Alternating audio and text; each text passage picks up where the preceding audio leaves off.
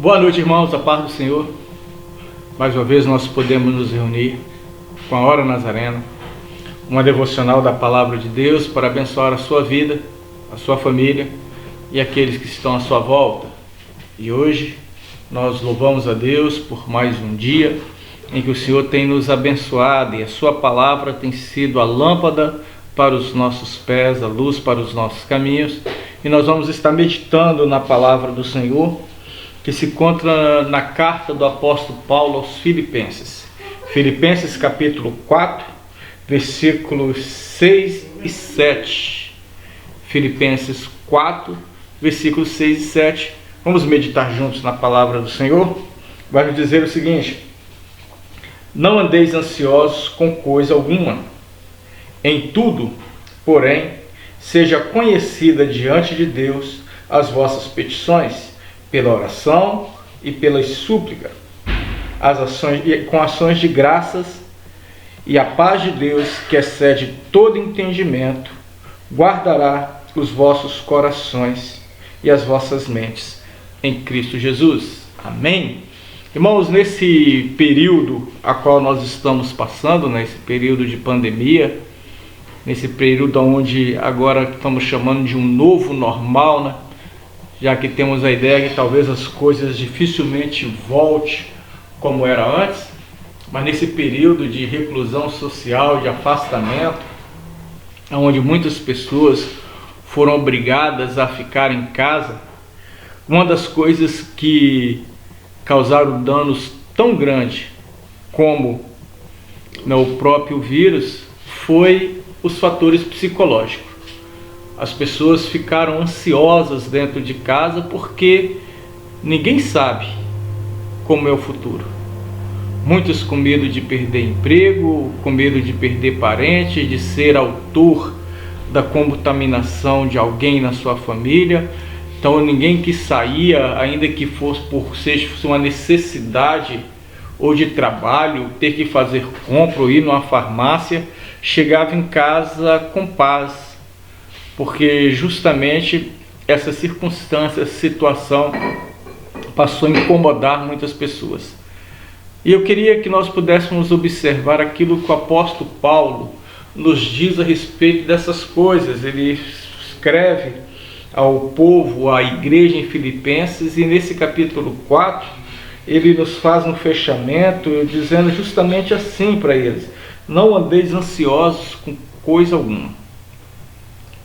Em tudo, ou seja, em tudo que você vai fazer, apresente a Deus as vossas petições, com orações, súplicas e ações de graça.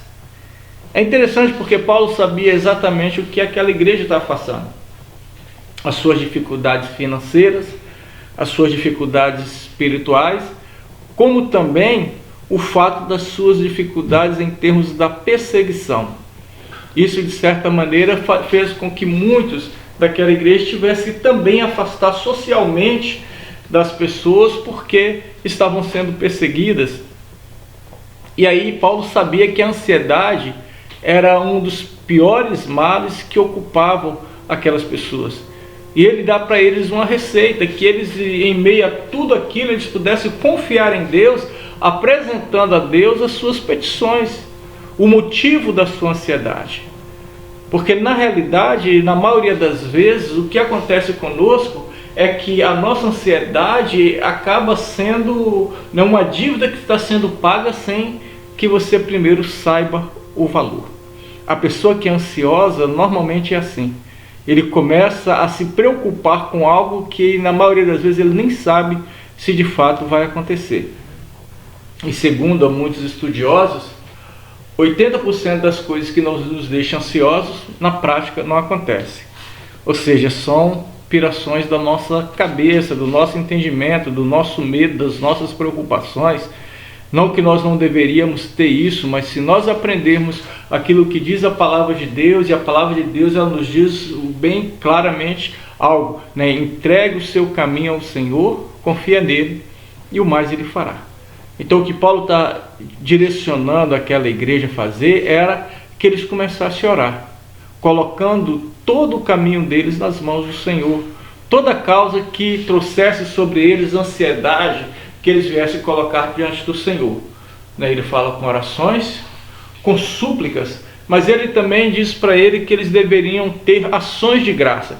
O que quer dizer isso? Que em meio a essas situações, se você tiver a habilidade de começar a separar cada um dos feitos do Senhor, cada maravilha que Deus fez durante esse período, isso certamente nos dá conforto, isso certamente nos mostra que em meio a todas essas coisas Deus não está parado, Deus não está em silêncio, Deus não está, de certa forma, deixando de agir. Nós que muitas das vezes temos a vontade de Deus como tardia para as nossas vidas. Então eu te desafio também nesse dia de hoje, em você começar a colocar diante do Senhor tudo aquilo que tem te deixado ansioso. Mas em meio a essas orações, a essas súplicas, também anote e coloque diante do Senhor aquilo que te dá esperança, que são as realizações, os milagres, as portas. Se o Brasil tem aí mais de 80 mil mortos, você vai ver também que tem mais de 8 milhões de pessoas que foram curadas. Ou seja, nem 10% das pessoas que morreram. Então Deus tem trabalhado profundamente. Isso sem falar aqueles que são assintomáticos, sem falar aqueles que pegaram o vírus e sequer foram contaminados. Se muitas pessoas perderam o emprego, é interessante nós também sabermos que o mês de junho foi o mês onde mais portas de emprego se abriram durante essa pandemia. As coisas voltaram ao normal? Não, mas Deus está agindo, Deus está movendo, Deus está acontecendo. Então ele fala, com ações de graça, agradeça ao Senhor porque você foi preservado, agradeça ao Senhor porque a sua família foi preservada, agradeça ao Senhor porque a sua igreja continua ativa, fazendo, trabalhando, agradeça ao Senhor pelas coisas maravilhosas que Ele está fazendo. E aí ele então conclui dizendo que o Deus da paz, o Deus de todo entendimento, Ele também nos dará a garantia da sua graça, quando ele diz, e o Deus da paz, que excede todo entendimento, guardará os vossos corações em Cristo Jesus.